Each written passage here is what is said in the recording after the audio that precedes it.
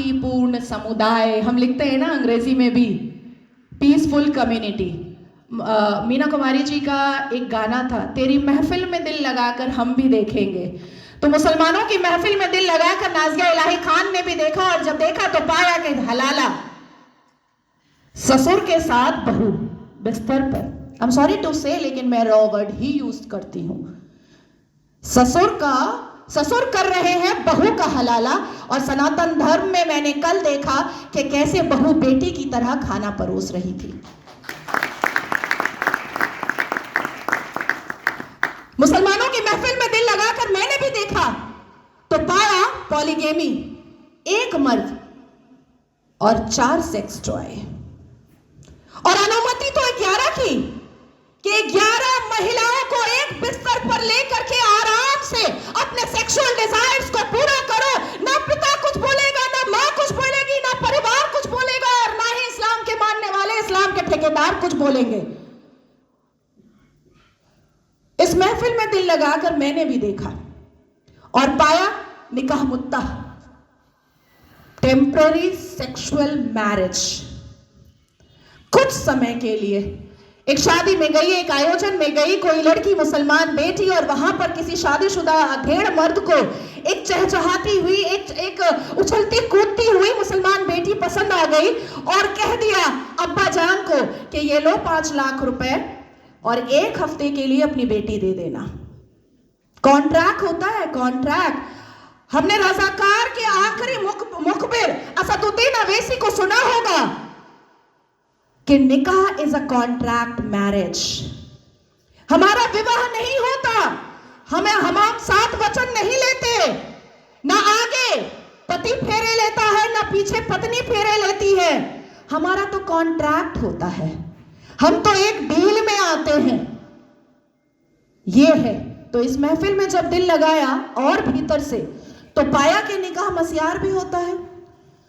निकाह मस्यार कैसा होता है कि 1 लाख रुपए पर 1 महीना लड़की रहेगी, और सुबह किस वक्त कौन सा सूरज निकलेगा और शौहर छोड़ करके भाग जाएगा, पलटकर पूछना नहीं है, क्योंकि मस्यार निकाह में है कि तुम कहां भागे हो ये जानना नहीं है।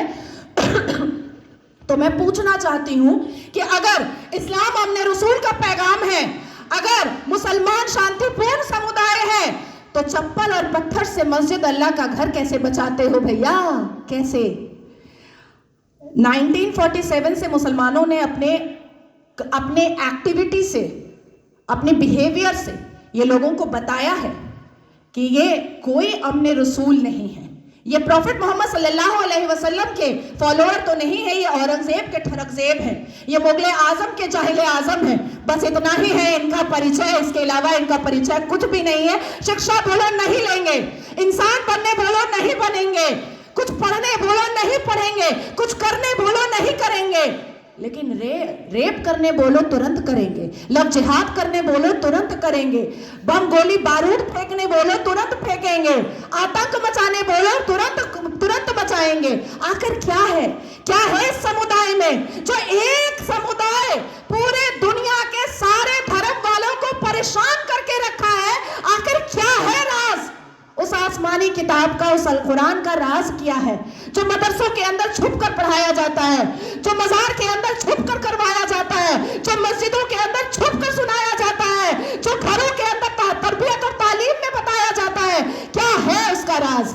क्यों कहते हैं मुसलमान घर में अंदर ही जब बेटी छोटी सी होती है और बच्चा छोटा सा होता है, प्रसाद नहीं खाना हराम है, आप ही चले जाते हैं सवैयां खाने। हमें बताया जाता है प्रसाद नहीं खाना हराम है, हमें बताया जाता है मंदिर के सामने खड़े नहीं होना, अल्लाह नाराज हो जाएगा, हमें बताया जाता है कि हिंदुओं के घर का पानी ना पीना, अल्लाह नाराज हो जाएगा, हमें बताया जाता है कि अपने जीवन साथी के लिए हिंदुओं को कभी मत चुनना, नहीं तो घर से, परिवार से बेदखल कर दी जाओगी। क्या है राज?